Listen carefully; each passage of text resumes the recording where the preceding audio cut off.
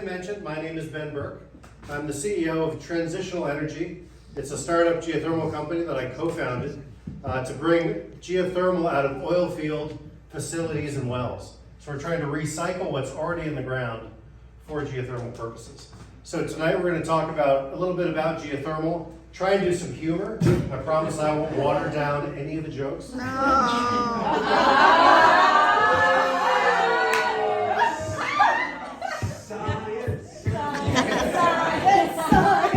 You can take it for granted. The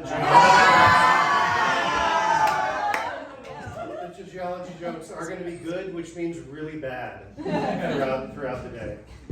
So what we're talking about is geothermal. It's the heat beneath our feet. It is one of the OGs of energy, in that geothermal energy is, as I said, the heat beneath our feet. So it's formed from planetary formation as well as from the radioactive decay of isotopes. So don't worry, that rock you put in your pocket, it's not going to harm anything. And the other form of energy is solar, so fusion coming from the sun. Oil is simply paleosolar. Wind is solar that has messed with the atmosphere. So geothermal is one of the OG original types of energy.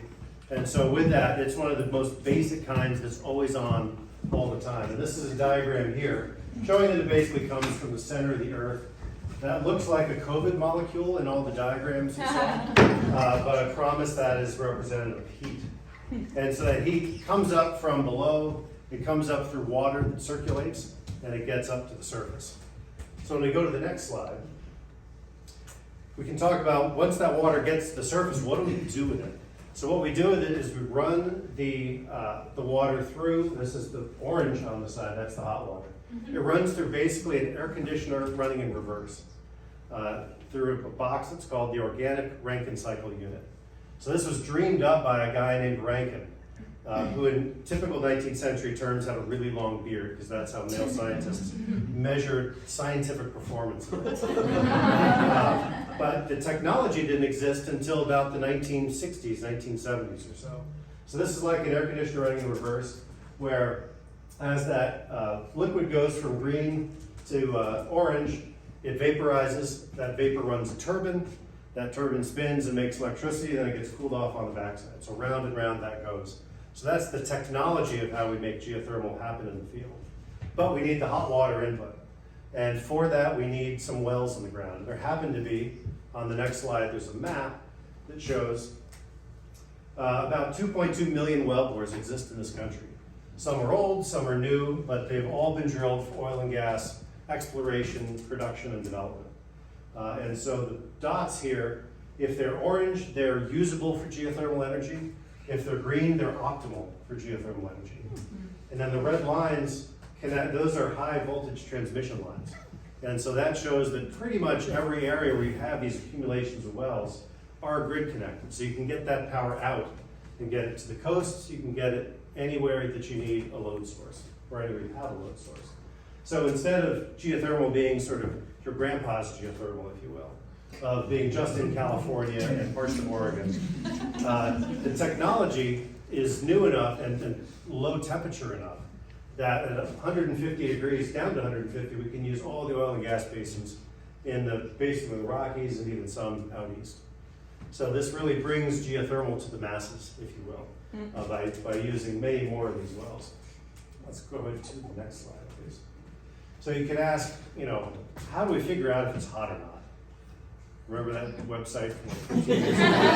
Nobody really wants to remember. So we use, rather than having to explore for geothermal, all the oil and gas data generally has to get put in state websites, state repositories. And all that data is publicly available, and you can't read this. That's not technical language or hieroglyphics. That's just illegible. But these are well logs, and so when someone drills a hole in the ground to pull out water or to pull out oil, they run probes down to the bottom and then back up to the top that figure out a variety of things going on in that hole, including temperature. And so we can use all this publicly available temperature data to figure out where the heat is at the bottom of the hole, at the middle of the hole, etc. So we don't have to explore for all this data. We have it all in state repositories. So that's a great resource and a legacy from the fossil world into the renewable world. Let's go to the next slide, please. So you can ask, well, we talked about the OG form of energy, and this is the planet form. But it's, we don't need to go into the exact isotopes and all that, but it's about half relic heat, as we talked about, and also half isotopic decay. And this may bring up sort of visions of like bad 80s and 90s geology movies. How many people have seen a good geology movie? Stop. Excellent. I'll have to get that name of that movie. But you know, what comes to mind is like The Rock and Volcano in 1997, or like Die Hard, or anything like that.